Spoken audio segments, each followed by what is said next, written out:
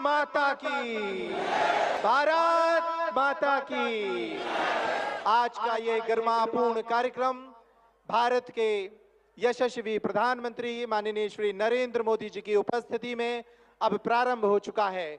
जिन पलों की हम प्रतीक्षा कर रहे थे वे पल आ चुके हैं। जिन क्षणों का हमें बेसब्री से इंतजार था वे क्षण आ चुके हैं।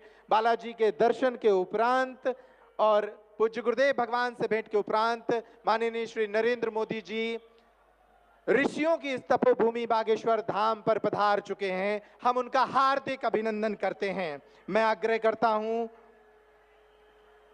आप सभी जनमानस से कि अपने स्थान पर ही बैठकर करतल ध्वनि के साथ उनका अभिनंदन करें। और अब मैं आग्रह करता हूं बागेश्वर धाम के पीठाधीश्वर पूज्य गुरुदेव भगवान से कि वे मंच पर पधारे माननीय देश के प्रधानमंत्री श्री नरेंद्र मोदी जी का स्वागत करें। बालाजी के हनुमान यंत्र के साथ, बालाजी का हनुमान यंत्र,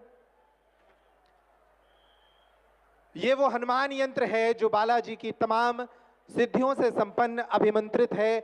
पूज्य गुरुदेव भगवान के द्वारा देश के प्रधानमंत्री जी को भेंट किया जा रहा है इस आशा के साथ कि वे हनुमान जी उन्हें बल और सामर्थ्य दें कि वे देश की सेवा इसी तरह करें। अब मैं आग्रह करता हूं बालाजी का एक विग्रह प्रधानमंत्री जी को भेंट किया जा रहा है। ये वो अनुपम छवि है बागेश्वर बालाजी की जिनके दर्शनों के लिए देश और दुनिया के लोग बागेश्वर धाम आते हैं, रोते हुए आते हैं और हंसते हुए जाते हैं।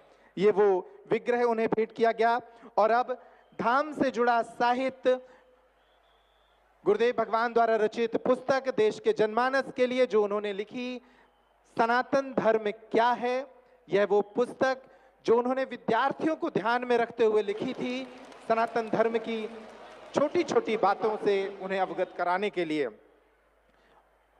और अब मैं आग्रह करता हूं कि एक स्मृति चिन्ह भी भेंट करें। इस स्मृति चिन्ह जो बागेश्वर जन सेवा समिति की ओर से इस विराट महोत्सव की स्मृति उन्हें दिलाता रहेगा। आप करतल ध्वनि से स्वागत करें। इन अवसरों का मैं आग्रह करता हूं पूज्य महाराज श्री से कि वे एक स्मृति चिन्ह के माध्यम से मध्य प्रदेश के मुख्यमंत्री डॉक्टर मोहन यादव जी का भी स्वागत करें इस स्मृति चिन्ह के माध्यम से। आप सभी इन पलों का स्वागत करें, ये अनुपम पल। और अब मैं आग्रह करता हूं हमारे मंच पर विराजमान हैं पूज्य जगत गुरु भगवान स्वामी श्री रामभद्राचार्य जी महाराज। वो कुछ अंग वस्त्र और अपने द्वारा रचित साहित्य देश के प्रधानमंत्री श्री नरेंद्र मोदी जी को भेंट कर रहे हैं। उनकी गरिमामयी उपस्थिति में ये साहित्य और अंग वस्त्र वो देश के प्रधानमंत्री जी को भेंट कर रहे हैं आशीर्वाद स्वरूप, ताकि देश के प्रधानमंत्री जो दुनिया भर में रहने वाले करोड़ों हिंदुओं की आशाओं के प्रतीक हैं, उन आशाओं के संरक्षक हैं, वो इसी तरह देश की सेवा करते रहें। इन अनुपम पलों के साथ अब मैं आग्रह करता हूं बागेश्वर धाम सरकार यानी परम पूज्य गुरुदेव भगवान को कि वे आएं और अपनी वाणी से देश के यशस्वी प्रधानमंत्री जी का इस भव्य आयोजन में स्वागत करें। पूज्य गुरुदेव भगवान, आप सभी करतल ध्वनि से स्वागत करें।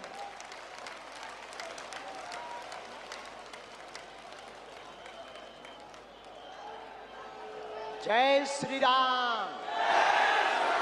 बागेश्वर धाम की, बालाजी हनुमान की, परम पूज्य श्री जगतगुरु भगवान की, सभी संत जनों की, पूज्य श्री बद्रीनाथ वाले महाराज जी की, परम पूज्य श्री परमार्थ निकेतन वाले महाराज जी की, परम पूज्य श्री दीदी मारितंबरा जी की, आज के उत्सव की हम सब बहुत उत्साहित हैं, हम सब बड़े प्रसन्न हैं।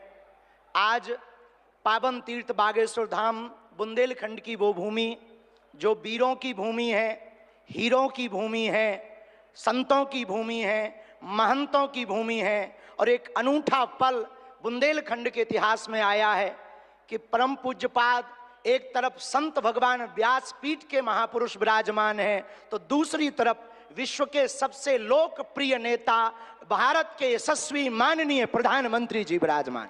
जोरदार ताली बजा करके हम सब पूरा बागेश्वर परिवार स्वागत करें। पीछे तक हम सब जोरदार ताली बजा करके आपका हरे हरे।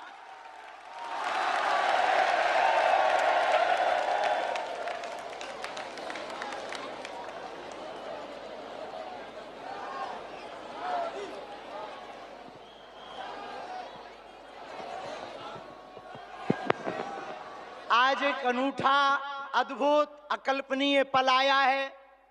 बहुत से लोग यहाँ पर जो विराजमान और देश दुनिया में जो देख रहे हैं, हम सब बुंदेलखंडवासी माननीय प्रधानमंत्री जी का धन्यवाद कह कर करके थक जावें तब भी धन्यवाद नहीं चुकेगा, क्योंकि 60 दिन में दूसरी बार बुंदेलखंड के प्रति लाड़ और प्यार बरसाने के लिए आए हुए हैं।